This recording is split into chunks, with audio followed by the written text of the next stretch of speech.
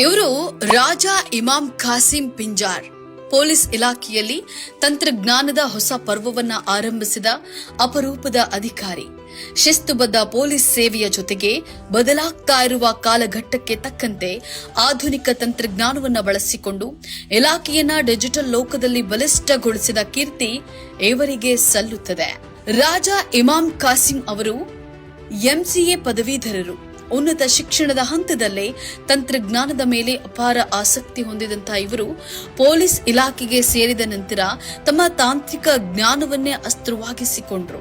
ಬೆಂಗಳೂರು ಸಂಚಾರಿ ಪೊಲೀಸ್ ಮತ್ತು ಕರ್ನಾಟಕ ರಾಜ್ಯ ಪೊಲೀಸ್ನ ಅಧಿಕೃತ ವೆಬ್ಸೈಟ್ಗಳನ್ನು ಅಭಿವೃದ್ಧಿಪಡಿಸುವಲ್ಲಿ ಹಾಗೂ ಅವುಗಳನ್ನು ಜನಸ್ನೇಹಿಯಾಗಿಸುವಲ್ಲಿ ಇವರ ಕೊಡುಗೆ ಅಪ್ರತಿಮ. ಸಾರ್ವಜನಿಕರ ದೂರುಗಳನ್ನು ಡಿಜಿಟಲ್ ಮಾಧ್ಯಮದ ಮೂಲಕ 24 ಗಂಟೆಯೊಳಗೆ ಆಲಿಸಿ ಪರಿಹರಿಸುವ ದಕ್ಷ ವ್ಯವಸ್ಥೆಯನ್ನು ರೂಪಿಸಿದ ಹೆಮ್ಮೆ ಇವರದ್ದು. ಇವರು ಕೆಎಸ್ಪಿಎಸ್ ವೃಂದದ ಹಿರಿಯ ಅಧಿಕಾರಿಯಾಗಿದ್ದು ಪ್ರಸ್ತುತ ಬೆಂಗಳೂರು ನಗರ ಪೊಲೀಸ್ನ ಸಿಸಿಬಿ ವಿಭಾಗದಲ್ಲಿ ಡಿಸಿಪಿಯಾಗಿ ಅತ್ಯಂತ ದಕ್ಷತೆಯಿಂದ ಜವಾಬ್ದಾರಿಯನ್ನ ನಿರ್ವಹಿಸ್ತಾ ಇದ್ದಾರೆ. ಹಲವಾರು ಸಂಕೀರ್ಣವಾದ ಸೈಬರ್ ಅಪರಾಧಗಳನ್ನ ಮತ್ತು ದೊಡ್ಡ ಮಟ್ಟದ ಆರ್ಥಿಕ ವಂಚನೆ ಪ್ರಕರಣಗಳನ್ನ ಭೇದಿಸುವಲ್ಲಿ ಇವರು ನಿಷ್ಣಾತರು. ಕೇವಲ ಅಪರಾಧ ಪತ್ತೆ ಮಾಡೋದು ಮಾತ್ರವಲ್ಲದೆ ಸಾಮಾಜಿಕ ಜಾಲತಾಣಗಳ ಮೂಲಕ ಯುವ ಜನತೆ ಮತ್ತು ಹಿರಿಯ ನಾಗರಿಕರು ಆನ್ಲೈನ್ ವಂಚನೆಗೆ ಒಳಗಾಗದಂತೆ ನಿರಂತರವಾಗಿ ಜಾಗೃತಿ ಮೂಡಿಸುವ ಕೆಲಸವನ್ನ ಮಾಡ್ತಾ ಇದ್ದಾರೆ. ವಿಶೇಷವೆಂದರೆ ಇವರು ಸಮಾಜಕ್ಕೆ ಒಳ್ಳೆಯ ಹಾದಿ ತೋರಿಸುವಂತಹ ಅತ್ಯುತ್ತಮ ಮೋಟಿವೇಶನಲ್ ಸ್ಪೀಕರ್ ಕೂಡ ಹೌದು. ಕೆಳ ಹಂತದ ಸಿಬ್ಬಂದಿಗಳಿಗೆ ತಾಂತ್ರಿಕವಾಗಿ ತರಬೇತಿ ನೀಡೋದರ ಜೊತೆಗೆ ಜನಸಾಮಾನ್ಯರ ದೂರುಗಳಿಗೆ ತಕ್ಷಣ ಸ್ಪಂದಿಸುವ ಇವರ ಜನಸ್ನೇಹಿ ವ್ಯಕ್ತಿತ್ವ ಇಲಾಖೆಯಲ್ಲಿ ಮಾದರಿಯಾಗಿದೆ.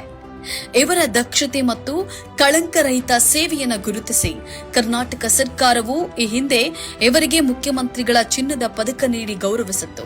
ಇದೀಗ ಇವರ ಸೇವೆಯನ್ನ ಪರಿಗಣಿಸಿ ಕೇಂದ್ರ ಸರ್ಕಾರವು ಜನವರಿ 26, 2026ರಂದು ಅತ್ಯುನ್ನತ medal for meritorious service award ಅಂದ್ರೆ ರಾಷ್ಟ್ರಪತಿಗಳ ಶ್ಲಾಘನೀಯ ಸೇವಾ ಪದಕವನ್ನು ನೀಡಿ ಗೌರವಿಸಿದೆ.